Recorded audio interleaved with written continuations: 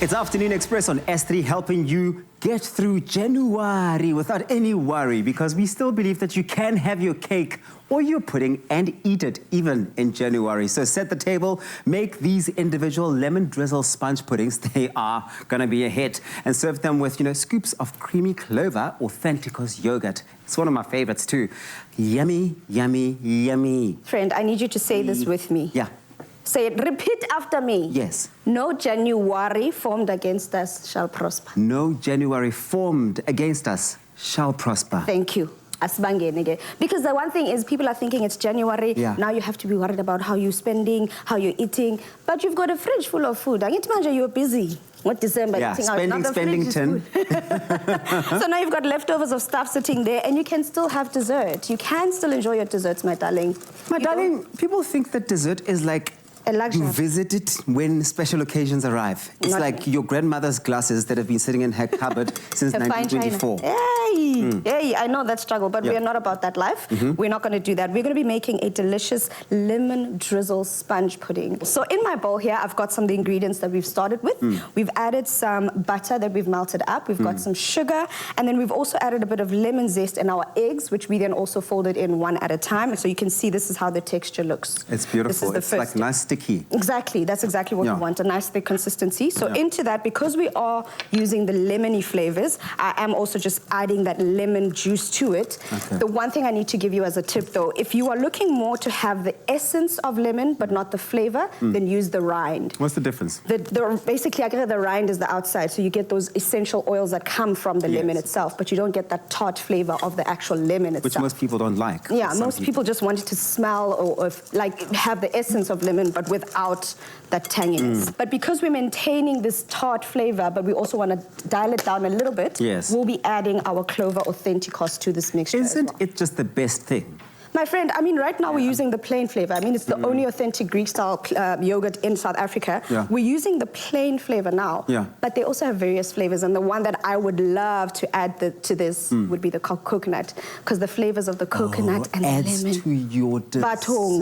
Batong, and takes it to somewhere. Takes you to Greece. You didn't even leave exactly. to the Soweto. To the Soweto. So now that our wet ingredients have gone in, I'm just going to give it one last whisk. Okay. And then we go in with our dry ingredients, and in here, as you know, we normally, if you don't have baking powder, then you can just use self-raising flour, which is what we're using. You can just add 1 teaspoon of baking powder to 1 cup of flour, and that gives you a cup of self-raising flour. That's a great way. That's actually that's a good tip. I love that, Dumi. Tell me, just because it's January doesn't mean that we just go all morsach with how we pair our foods.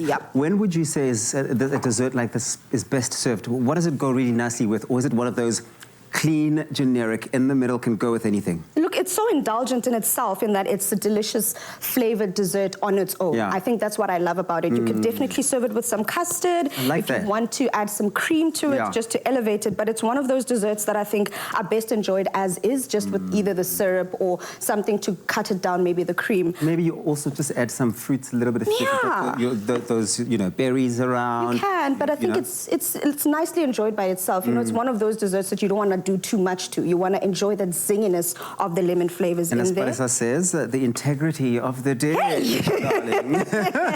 And that's what we're doing. We want to make sure that even in January, our dishes are kept with that integrity. Istima, very important. And the one thing that I love about what the technique we're using for this particular recipe is that we're going to be steaming them. As you can see, I've got a pot that's already going. You're steaming it? I'm steaming them, my friend. My word. Because another thing that Eskom has done is that he's made it hard for us to enjoy our lives. So what you can do is get a pot of boiling water on the stove just before load shedding hits.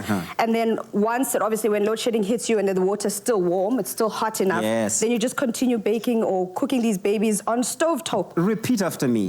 No load shedding formed against me and my dessert shall prosper. Exactly, my friend. None of that will be happening. You just cover it with some baking paper and then some foil.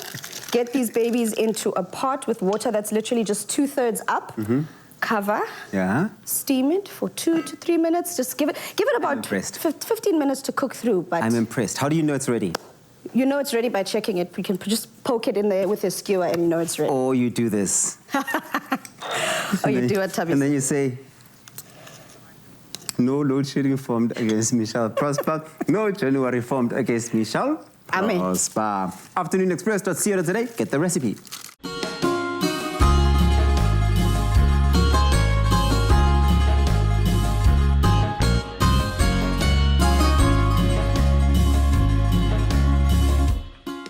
Made with love by Clover.